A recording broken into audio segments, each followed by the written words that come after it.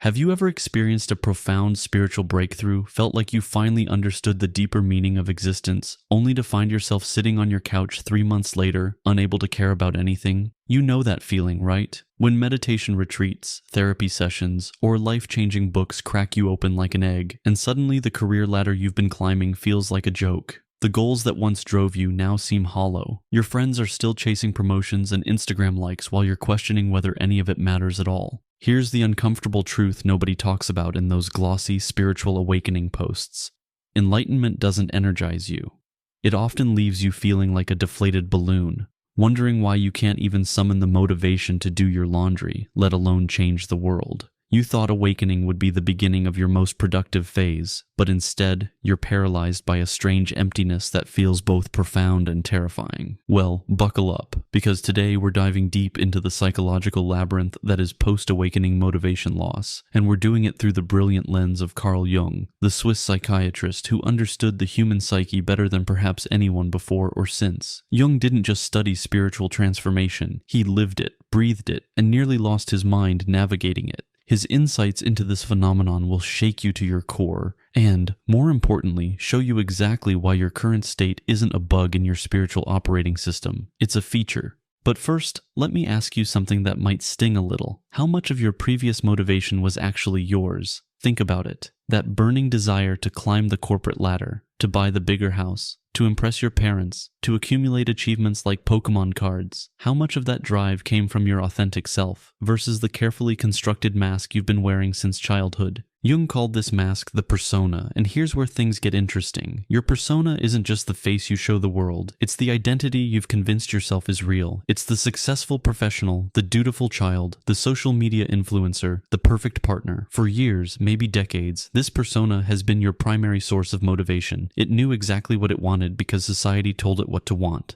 But then something cracked. Maybe it was that ayahuasca ceremony where you saw through the illusion of your carefully curated life. Maybe it was months of therapy that revealed how much of your personality was just trauma responses in a trench coat. Or perhaps it was simply reading a book that made you realize you'd been sleepwalking through your own existence. Whatever triggered your awakening, it did something terrifying. It started dissolving your persona. And here's the kicker that Jung understood better than anyone. When your persona starts crumbling, so does the motivation system it was running. It's like your internal CEO just quit, leaving all the departments confused and directionless. No wonder you can't get excited about that promotion anymore. No wonder networking events feel like elaborate theater. Your psyche is essentially saying, I'm not playing this game anymore, but it hasn't figured out what game it wants to play instead. This brings us to what Jung called the encounter with the shadow. And trust me, this is where things get really uncomfortable. Your shadow isn't just your dark side, it's everything about yourself that you've been taught to suppress, ignore, or hide. All those desires you labeled as selfish, all those aspects of your personality that didn't fit the good person mold, all those dreams you abandoned because they weren't practical enough. During spiritual awakening, your shadow doesn't just knock politely on the door of consciousness, it kicks the door down and demands to be integrated. This process requires enormous psychological energy, the same energy that used to fuel your external ambitions. It's like your psyche has redirected all available power to this massive internal renovation project, leaving nothing left for the outside world. You might find yourself remembering that childhood dream of being an artist that you buried under years of being realistic. You might suddenly feel rage about all the times you said yes when you meant no, or all the relationships where you played the role of the agreeable one while your authentic needs screamed silently. This isn't depression, though it might feel like it. This is your psyche forcing you to confront the parts of yourself you've been denying for years. Jung called this overall process individuation, and here's what most spiritual teachers won't tell you. It's supposed to be disorienting. Individuation isn't about becoming enlightened and then living happily ever after. It's about becoming whole, which means integrating all the scattered pieces of yourself that you've been collecting over a lifetime of trying to be who others expected you to be. Think of it this way. You've spent years building a house on someone else's foundation, using materials that looked good from the outside, but didn't actually reflect your inner architecture. Spiritual awakening is like discovering that the foundation is cracked and the materials are all wrong. Before you can build something authentic, you have to demolish the old structure, and you can't live in a house while you're tearing it down. This demolition phase is what Jung referred to as the dark night of the soul, though he approached it from a psychological rather than purely spiritual perspective. It's not just a crisis of faith, it's a complete reorganization of your psychic structure. Your old value systems are being questioned, your motivational frameworks are being dismantled, and your very sense of self is being reconstructed from the ground up. During this phase, external motivation feels impossible because your psyche is essentially in protective mode. It's like your internal wisdom is saying, we're not making any major moves until we figure out who we actually are. This is why forcing yourself to be productive during this period often backfires spectacularly. You're trying to use an old operating system that's been fundamentally corrupted. But here's where Jung's genius really shines. He understood that this loss of motivation isn't a problem to be solved. It's a necessary stage in psychological development. Your psyche is protecting you from making decisions based on outdated programming. It's creating space for something more authentic to emerge. Jung wrote extensively about what he called the transcendent function, the psyche's ability to create new attitudes and orientations when the old ones no longer serve. But this function requires a period of suspension, a time when you're neither your old self nor your new self. You're in the liminal space between identities, and liminal spaces are notoriously uncomfortable. This is why traditional productivity advice fails so miserably during this phase. Just push through it. Find your why, set smaller goals. These approaches assume that your motivational machinery is intact, but perhaps needs some tuning. What they don't account for is that your entire motivational infrastructure is being rebuilt from the foundation up. So, what does Jung suggest we do during this seemingly endless twilight of the soul? First, he advocates for what he called active imagination, a process of dialoguing with the unconscious parts of yourself. Instead of trying to force motivation, you might ask your unmotivated self what it's protecting you from. What is this lack of drive trying to tell you? What would happen if you honored this pause instead of fighting it? Jung also emphasized the importance of working with dreams during this transitional period. Your unconscious mind is processing the transformation at a level that your conscious mind can't access.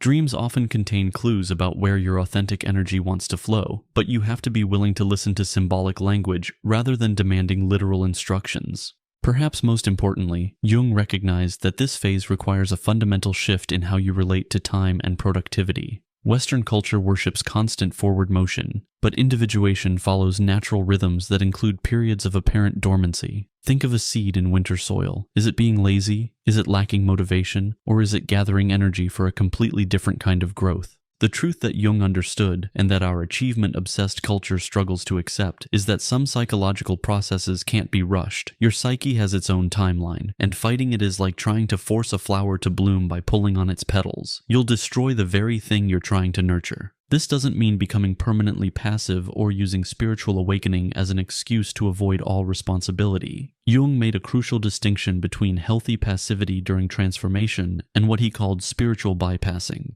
where awakening becomes a way to avoid engaging with practical reality altogether. The key is learning to trust the process while taking small, aligned actions. Jung suggested paying attention to what generates even the faintest spark of genuine interest, however impractical it might seem. Maybe you find yourself drawn to gardening when you've never cared about plants. Maybe you feel a strange pull toward learning a musical instrument. These aren't random impulses. They're clues from your authentic self about where your energy wants to flow. But here's the crucial part that separates Jung's approach from superficial positive thinking. He recognized that authentic motivation, when it returns, feels fundamentally different from the ego-driven ambition that characterized your pre-awakening life. It's quieter but more sustainable. It's less concerned with external validation and more aligned with your genuine values. It might not look impressive from the outside, but it feels true from the inside. Jung also understood something that most motivational gurus miss entirely. The awakened person has a responsibility not just to themselves, but to the collective unconscious of humanity. Your individual transformation isn't separate from the broader human story. The world needs people who have done the difficult work of integrating their shadows, who have moved beyond unconscious living, who can act from authenticity rather than conditioning. This is why your current lack of motivation might actually be a form of cosmic generosity. You're refusing to contribute to systems and structures that perpetuate unconsciousness. You're not willing to pour your energy into endeavors that don't align with your deeper values. In a world that desperately needs conscious action, your temporary withdrawal might be exactly what's required.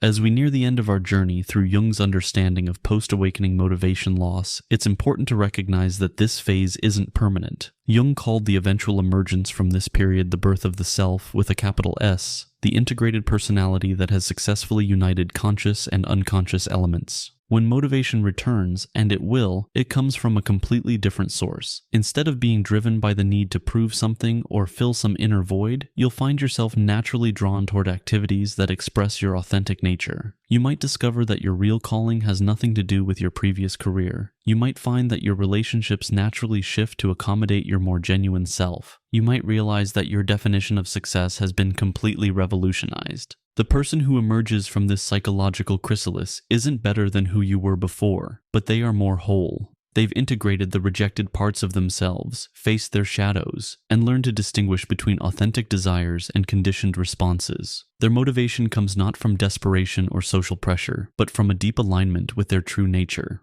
Jung's final insight about this process might be the most important of all. The goal isn't to return to your previous level of motivation. The goal is to develop a completely new relationship with action and energy, one that honors both your individual needs and your connection to something larger than yourself. So if you're currently sitting in that uncomfortable space between your old self and your emerging authentic self, wondering why you can't seem to care about the things that once drove you, remember this. You're not broken. You're not lazy. You're not having a spiritual emergency. You're undergoing one of the most important psychological processes available to human beings. You're becoming real. Trust the process. Honor the pause. And remember that sometimes the most productive thing you can do is absolutely nothing at all. Your psyche knows what it's doing, even when your conscious mind is completely baffled. The motivation will return, but it will be your motivation, not the world's idea of what should motivate you. And that, my friends, makes all the difference in the world.